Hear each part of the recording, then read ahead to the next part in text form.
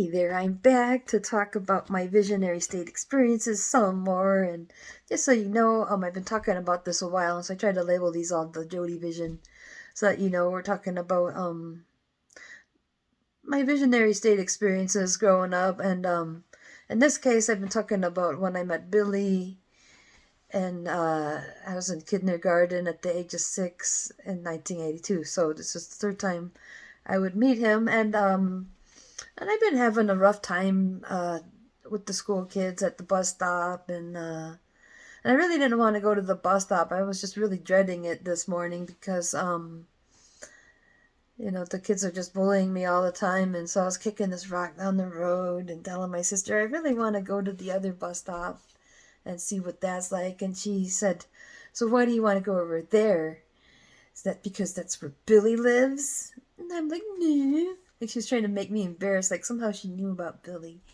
And so anyways, I started going over that way and going down First Street, and as I was getting up to the corner of E Avenue, so there's like a dirt lot, and then there's Rosie's house, and then Billy came running out of there yelling, "You can't go to my bus stop." And that didn't make sense because I thought he was just visiting here. I was trying to tell him, "Hey, the kids at my bus stop are picking on me. I want to try a different bus stop." He goes, "Well, you have to go back to your bus stop." I'm like, "Oh, come on, I don't want to." He said, "Well, you have to do what I say because you're my wife." And, that really made me mad, because first of all, I thought Billy was being really bossy, and also thought that was just make-believe anyways, so I was really mad at him, and I started going back to my bus stop just because he was being so insistent. And I was going back to my bus stop, and I said, "Oh, yeah, well, I'll never marry you." So I just wanted to say that, especially to wreck his little power trip, and then he got really mad, and he came swinging at me and just hit me over the head, like, and yelling, "No!" And it's funny, this is the visionary state. And of course, this is super memorable because it's the first time I'd ever had a fist fight at that age, or in that, with somebody like another little kid. So, anyways, I'm being hit over the head, and it's hurting. And in that moment, I thought of how my mom and dad used to fight. And I'm just thinking, I really don't want to end up like my mom. I just didn't think she did very good fighting back. So I thought I will just come back and fight as good as I can, even if I lose the fight. And so I just kind of copied what Billy was doing. I came swinging, and I hit him over the head a few times, and it seemed to work. And because he was just like, he looked kind of surprised, and but then he marched off, going, "You better not forget who I am, or you may never see me again." And I felt really bad because first of all, I didn't realize how easy it would be to hurt him. I really didn't think it was gonna hurt him.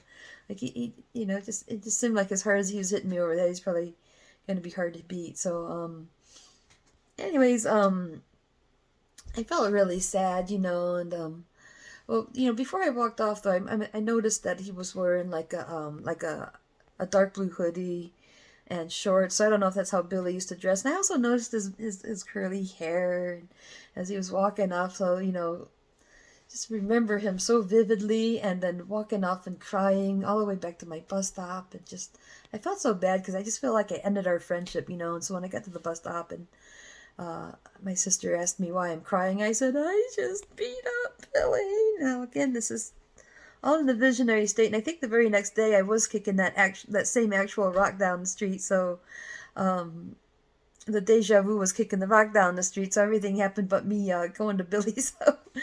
So that's kind of like, I actually remember that small detail. Now I did I think I saw Billy like one more time, like I snuck out one morning and went over that way, and I went up to F Avenue, and he came through the yard and talked to me a moment and said that whole piece about, "Please don't forget who I am, and you may never see me again, and then remember I'll be a famous rock star someday," and all this junk, and brought that up just real briefly, but then I kind of, I think I got back home, and then the next time we went over to Rosie's, it's probably the last time I seen Rosie in these visions in like 1982, where so me and my mom go over there, and I asked where Billy was, and Rosie said he's not here now.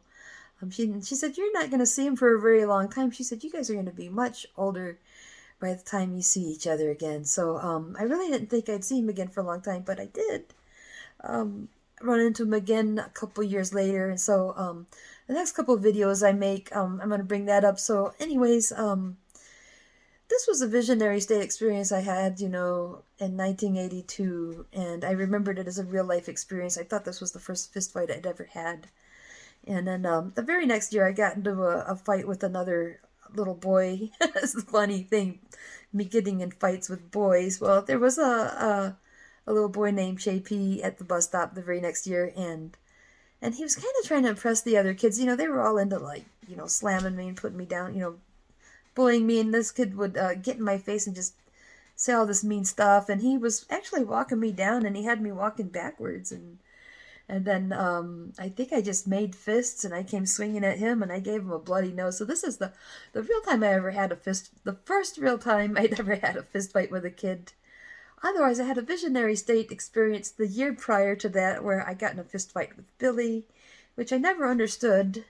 I mean, I guess we met again later in the visions, but just that particular thing, I just don't understand how you can get into fistfights with somebody that supposedly loves you, or somebody supposed to be your friend, or somebody that's a family member, Now, getting into fights with the kids at the bus stop, that's one thing, but of course, even then, I still don't understand why so many of them are so hostile, or why this kid from, that lived next door to my grandma's wanted to fight with me. But anyways, yeah, I used that fighting experience from the visionary state to ward this kid off, and he did run and get his mummy, and his mummy came down and chewed me out in front of all the other kids, and she said, "You better not touch my son ever again." So it's kind of a funny story about the first fist fight I'd ever had with my first boyfriend I had since I'd moved to the Florida Keys, kindergarten, and so it's a pretty interesting story. That's why I talk about it, because to this day I'm still kind of amazed that that you can go into visionary state and have these life experiences added. In fact, there's a movie. So Bill Leeb had used a sample in one of his songs, going, "You had a bad childhood. We can fix it." So I can't remember if I said that before, but I really think it's funny that he chose that to sample, because in essence, these visions are they're like memories added to my childhood, and made my childhood a little more colorful and interesting. It's really fun to think about. So I hope you enjoy hearing about these stories, and I'll be happy to share more soon. Take care. You guys have a great day.